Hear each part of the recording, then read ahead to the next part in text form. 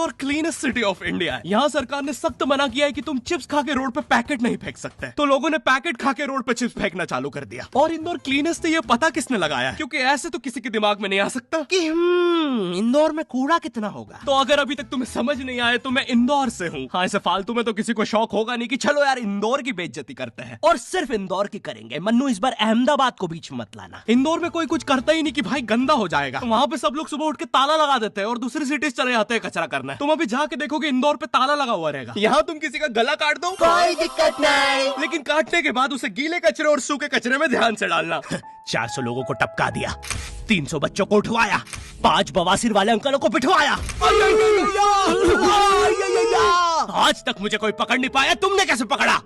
वो आपने ये गीला कचरा सूखे रहने दीजिए, मैं देख लूंगा। तो मैं इंदौर के एक पास वाले गांव खिड़किया में रहता हूँ। खिड़किया इतना छोटा गांव है, वहाँ एक वाईफाई नेटवर्क में पूरा गांव कवर हो जाता है। इनफैक्ट खिड़किया नाम भी उस वाईफाई नेटवर्क का ही था, तो गांव वालों ने सोचा यही रख लेते हैं। तो अभी खुद का चला लॉ हो गया मेरे गांव का नाम। किसी ने वो वाईफाई हैक कर लिया है। इतना छोटा गाँव है, तुम नॉर्मली भी चलोगे तो ऐसा लगेगा कि 80 की स्पीड पे जा रहे हो। चीजें इतनी तेज साइड से निकलती है भाई। यहाँ इंसानों के लिए स्पीड ब्रेकर्स लगे और भगते समय तो हेलमेट पहनना पड़ता है। मेरे गाँव में लौंडे लड़के बोलते अपनी लोकेशन भेज, फिर उन्हें पता चलता है वो ऑलरेडी लोकेशन पर ही है। यहाँ जितने लोग हैं उससे ज्यादा तो दिल्ली में लड़कियों के मेल बेस्ट फ्रेंड्स होते हैं। इतना खाली गांव है, लोग अपनी ही गुंजी हुई आवाज से बात कर रहे होते हैं। भाई मेरा गांव मैन वर्सेस वाइल्ड के एक एपिसोड तक में है। दोस्तों, मुझे नहीं पता मैं ये कहाँ आके फंस चुका हूँ। मुझे तो ये भी नहीं लगता कि मैं यहाँ से जिंदा वापस जा पाऊंगा। यहाँ तो अपना मूत भी चैन से नहीं पीने देते लोग, वो भी आकर छीन लेते हैं। मेरे गाँव में हर जगह बेटी पढ़ाओ बेटी बचाओ लिखा है, जो की बेटियों से लिखवाया उनके स्कूल छुड़वा के। इतने अंगूठा छाप लोग पढ़ लिखने के बाद भी पेन से अंगूठा बनाते हैं। हाँ, पेन से फिंगरप्रिंट बनाने की कोशिश करते हैं। इनके सामने लड़की भी घोड़ी बनेगी तो उसे भी चराने ले जाएंगे। इतने गवार मेट्रो की पटरी पे हक देते हैं। भाई मेरे गांव में जब अंग्रेज थे तब गुलामी भी वही करते थे, क्योंकि तुम ये गांव वालों से कुछ नहीं करवा सकते। यहाँ 3-3 दिन तक बिजली नहीं आती है, लेकिन फिर भी कोई खंबे से चिपक के मर जाता है। अरे ऐसी जिंदगी से तो बिनोमो पे ट्रेड कर लो। और नहीं आता का क्या मतलब है, पहले डेमो अकाउंट बना के सीख लो, फिर जाके मेन अकाउंट से पैसे बना लेना। अबे रुको यार, करके दिखा देता हूँ। देखो, मुझे लग रहा है ये ग्राफ अभी ऊपर जाएगा, तो मैंने अपना ट्रेड सेट कर दिया और लो बन गए पैसे। अरे लो ना,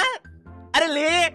अरे भाई लेना, तेरा फोन है, मेरे को घर जाना है। और यहाँ पे विड्रॉल और डिपॉजिट भी आसानी से हो जाता है, वो भी बिना किसी कमीशन के। प्लीज ना पकड़ना अपना फोन, ले लेना, घर जाना है मुझे। तुम अपने लिंक से अपने फ्रेंड को भी इनवाइट कर सकते हो, जिससे तुम्हें 10 से 20 डॉलर मिलते हैं। तो अभी जाके डिस्क्रिप्शन के लिंक से डाउनलोड करो।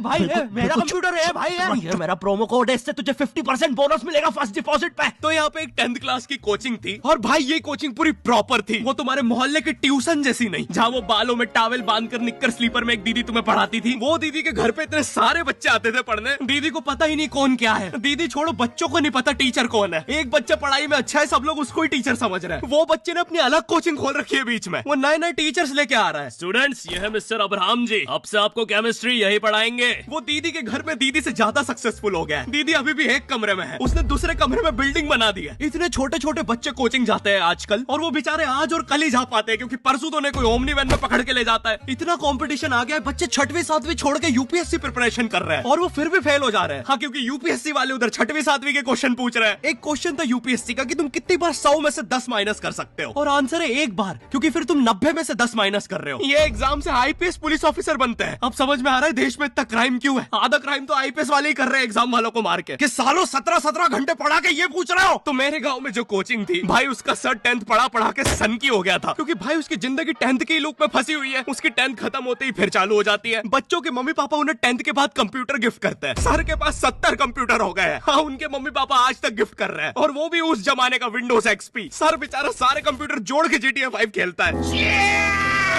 सर इतना 10th क्लास में है, वो कोचिंग के बाद अपनी ही कोचिंग की लड़कियों के सामने बाइक से स्टंट मार रहा होता है। देख कोमल, राज ने तो सबको पीठ पे कुत्ते मारे हैं, तू कोई नई नहीं है।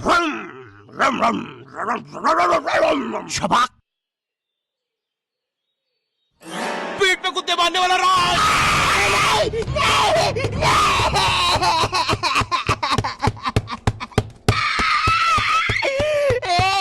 मेरी कोचिंग के बाहर हर साल एक बड़ा सा बैनर लगता था, उस पे जिस बच्चे के 90% बनते हैं उसकी बड़ी सी फोटो लगती है, और जिसके 60% बने हैं वो बड़ी सी फोटो लगा रहा होता था। वो 60% वाले बच्चे की इतनी सी फोटो आती है कोने में, वो भी खिल्ली से कूटी हुई। हाँ, बैनर के बाकी कोनों को ग्लू से चिपकाया है, बस इसकी फोटो पे खूंटा ठोक रखा है। और हर कोचिंग में ना एक पैटर्न जरूर होता है कि आगे वाले बच्चे का तो कंफर्म है, वो तो टॉप करेगा ही करेगा। उसकी तो हाथों की रकीलों तक में 96% बना है। मुझे दिखाया उसने, मैं डर गया, बाद में ट्यूमर निकला वो।